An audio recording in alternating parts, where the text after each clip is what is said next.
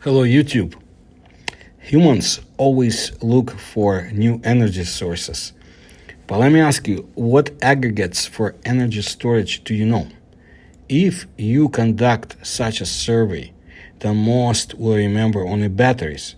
But there are also flywheels and super flywheels, the so-called inertial accumulators, devices capable of accumulating and storing huge numbers of kinetic energy. An interesting example is a device created and patented by Soviet scientist and engineer Nurbegulia. Flywheel you probably saw, for example, in a watch or on the crankshaft of your car. It is a massive rotating wheel capable of continuing to rotate for a long time after it is unwound. A super flywheel is a much more advanced device, but with the same wheel at the base.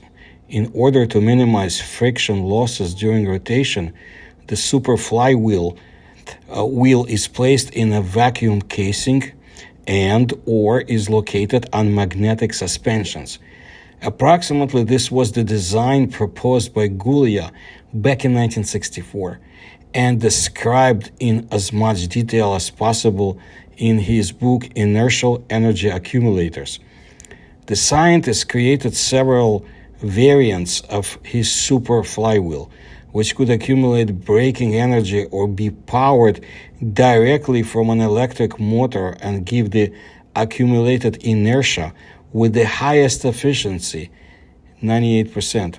None of the existing engines today is capable of operating with such efficiency.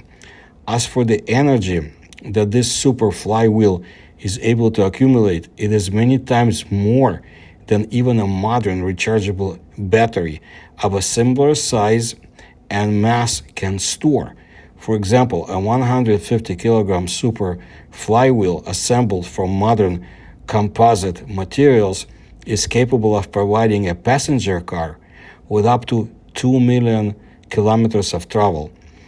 Testing and operation, of course, the first flywheels made by Gulia were not so perfect, but nevertheless they surpassed in their capabilities all the batteries that existed at that time. Operationally, the device also proved to be quite good. It was installed on several samples of public transportation in the city of Kursk, and a truck was also manufactured in which the driving force was a super flywheel with a motor generator. It would seem that the USSR had a unique unit that could become a global sensation and bring the country's industry to a new level. And all this with minimal costs and practically without damage to the environment.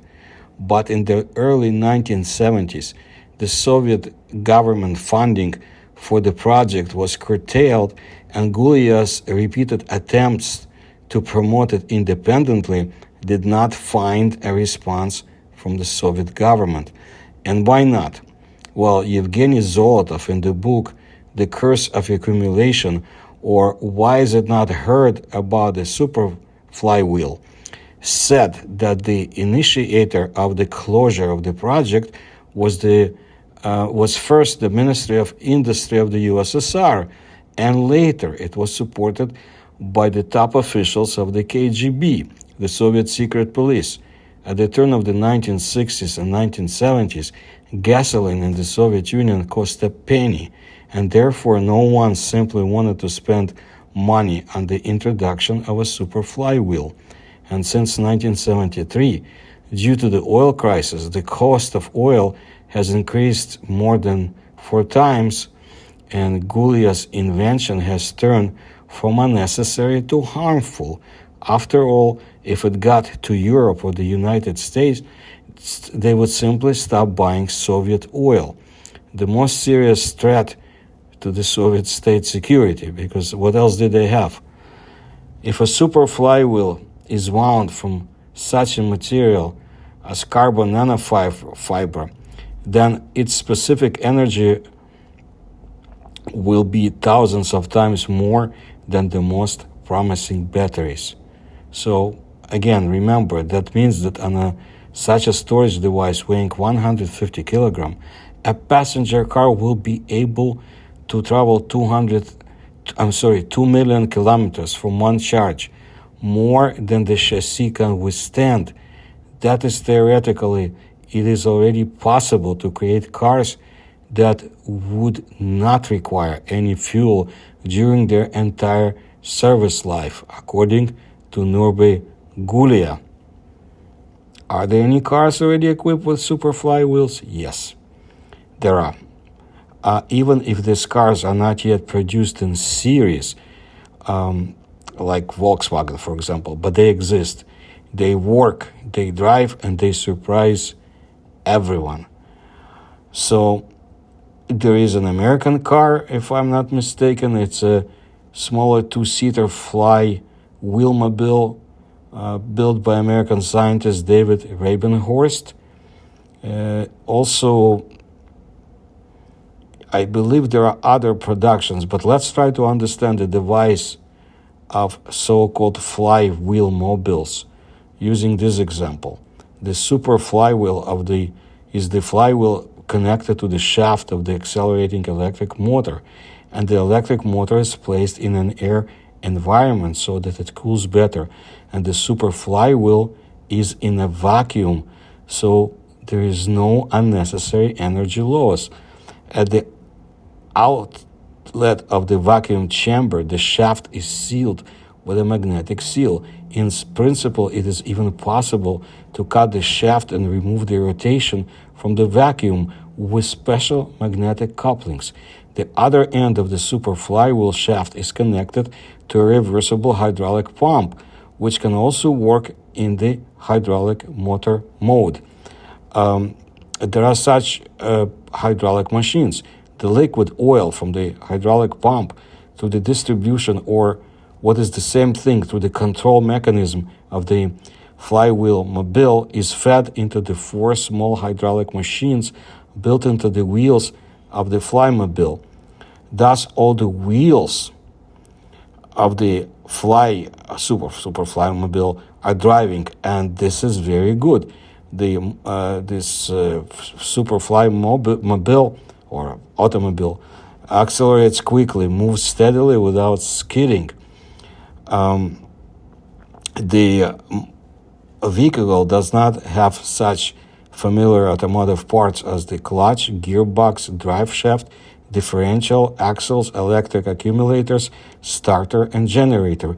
There is no fuel tank, and the entire fuel system, cooling system with fan, a muffler, and finally the internal combustion engine itself. The Flymobile, Superwheel Flymobile, is silent. It does not pollute the environment with exhaust gases. It is driven almost instantly. It is known that a super flywheel can develop huge capacities, so necessary for cars to accelerate quickly.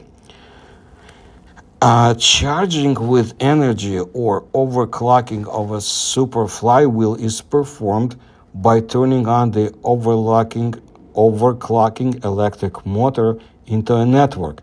The charging time is about 20 to 25 minutes, which is 10 times faster compared to the charging time of electric accumulators. To set this super Flywheel-Mobile in motion, the pump performance is increased by tilting the washer, and oil begins to flow into the hydraulic motors of the wheels, accelerating the car. The greater the inclination of the washer, the greater the speed. The super Flywheel-Mobile is designed for cruising, that is, a constant speed of 90 kilometers an hour, and for a short time, the speed can be significantly increased, for example, to perform the overtaking.